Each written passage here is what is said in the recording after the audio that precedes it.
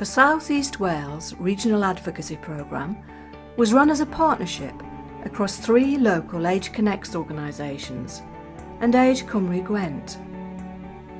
The Big Lottery Fund Wales financed the programme from 2011 until 2014. The 4 local projects were set up to empower and promote the views and rights of vulnerable people aged over 50. In Morgannwg, the advocacy team offered their services in care homes, residential homes and sheltered accommodation. The project in Cardiff and the Vale of Glamorgan was to provide independent advocacy support to older people with dementia living in a care home setting. The project in Gwent was set up to provide one-to-one advocacy support to older people living at home and experiencing financial difficulties. In Torfaen, the project was set up to provide focused support to older people living in any setting who are at risk of or experiencing abuse. Each of the projects employed advocates who were in some cases supported by volunteers. Volunteers were also part of a regional advisory group that met regularly throughout the project. This provided valuable opportunity to share good practice, examine issues and provide peer support. These projects have occurred at a time when there has been significant transformation in Welsh health and social care policy. The Social Services and Wellbeing Wales Act became law in May 2014 and creates a new legal structure for social services in Wales. The National Outcomes Framework has also been developed to support the duties laid out in the Act and is used as a key tool to track progress locally and nationally. During the evaluation carried out by the Welsh Institute of Health and Social Care, part of the University of South Wales, it was demonstrated that the advocacy project is already meeting some of the requirements of the Act identified in the National Outcomes Framework, particularly in the areas of well-being and rights and entitlement. The statements that are used to describe well-being are: I know and understand what care, support and opportunities are available to me. I get the help I need, when I need it, in the way that I want it. Securing rights and entitlements are described as: my rights are respected. I have voice and control. I'm involved in making decisions that affect my life. My individual circumstances are considered.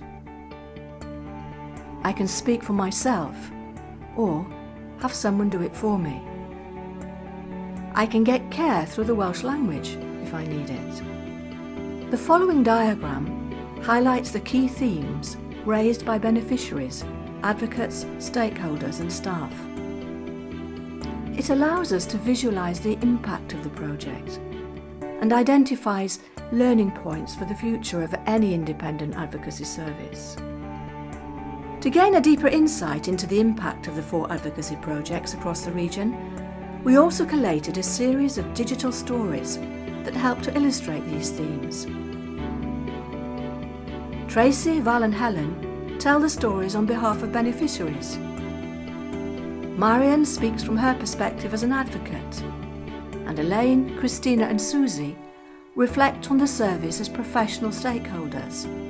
All of these stories help to reinforce the positive impact of independent advocacy for older people living in South East Wales.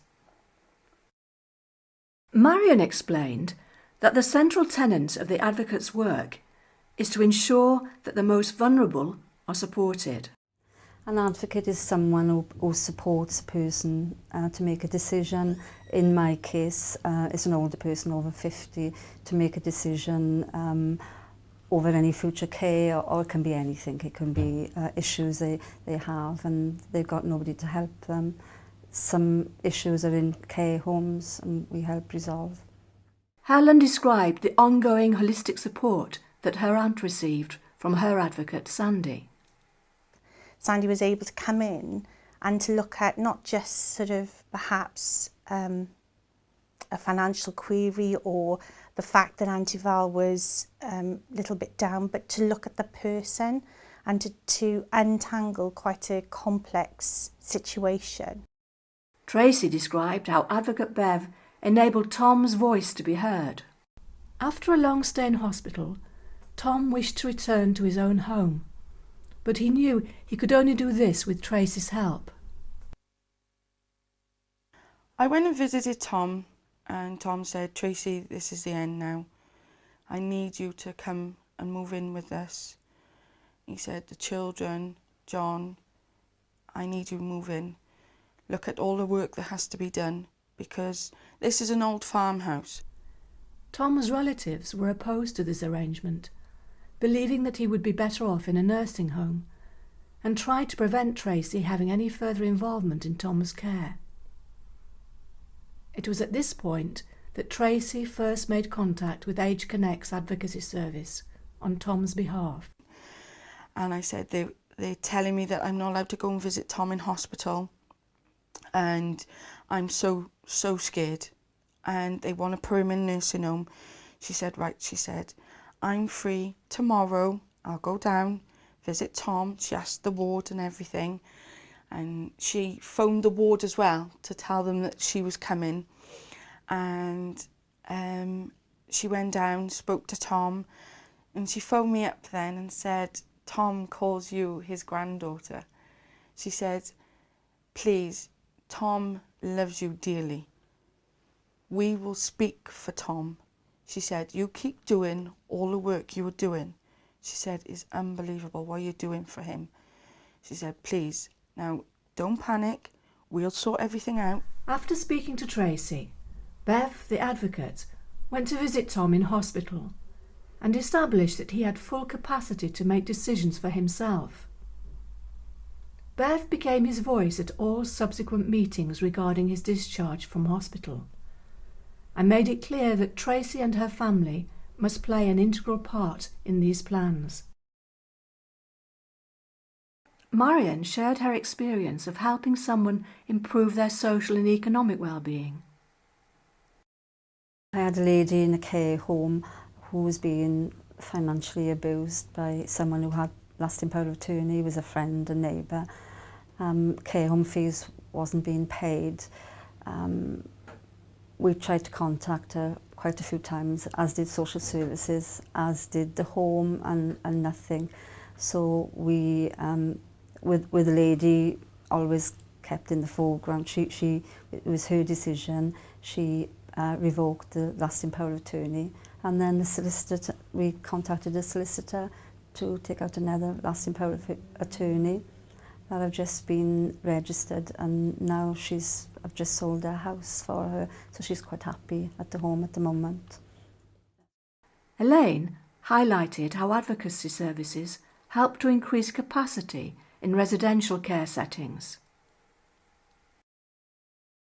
I can't be out on the floor 24/7, and advocates are able to observe for a short period of time things that may be going on within the home and can feed back that information to me. If there is anything that has gone on that they are cause for concern, that will be relayed to me straight away and not wait until the report, and that has also been quite positive. Elaine also spoke about how the advocates help to improve care by providing regular feedback. They provide us with a 3-monthly report for Woodcroft. In that, it brings out the positives and the negatives or constructive criticism. With the positive parts of the report, it's commenting about things that we've done quite well within the home. One part of the constructive criticism was where they'd gone on some wings that staff were very much engaging with the clients, and there was another part of the report that had identified that there were particular staff members who weren't engaging with some of the clients. That helped us to identify and work with those staff members to provide additional training and support. And in fact, that's really been quite positive for that member of staff, because she's become really more confident in her own ability with activities, and she's probably now one of the better staff with doing some of the activities and being motivated and getting the other clients motivated to participate. From their own perspectives, Susie and Val highlighted the importance of the independent expertise which an advocate provides. We often refer to an advocate if we've got something like a change of category of care and the service user has no family or no friends, so then they need somebody who's independent to help support them with the choices of different care homes, maybe going out to visit the care homes and just to be able to talk through the process with them. Val received support from her advocate to find a mortgage when she was experiencing financial difficulties. We still kept thinking, well, right, I'll have a mortgage. So Sandy went on the iPad and looked through different banks, building societies, different things, and she wrote down quite a few of what the lending rate was over how many years. Then she said, well, right, your options are, there's what I found, but that doesn't mean to say you've got to have them. I've just found them for you to think, well, there is a mortgage out there that I could have. Christina and Marion described the ways in which advocates are able to build relationships. If they have got an issue or a problem, they won't always express that to the review officer, and they may not always have the confidence to raise any issue within that time. I think it's important they need to build up a relationship with someone to feel confident enough to express their views and their wishes. The effect on the well-being is quite positive, isn't it? You know, they are seeing somebody coming into the home and they see a friendly face coming into the home, and they know that they're going to be able to resolve anything, even by speaking about the issues. Is sort of a trouble shared, is a trouble halved, and they know our service is confidential. And Tracy explained how Bev, Tom's advocate, enabled him to achieve his goal, to spend his last days at home. Tom died peacefully 6 weeks after his return home. Tom died early hours of the morning holding my hand, and I phoned everybody up, cancelled everybody coming, and I phoned Age Connect and spoke to Kim Brambley, and she was so nice. She said, I am so sorry for your loss, and I'll pass the message on. And within a couple of hours I had a phone call off Catherine, and she said, I'm so sorry, Tracy. She said, for your loss. He was a wonderful gentleman.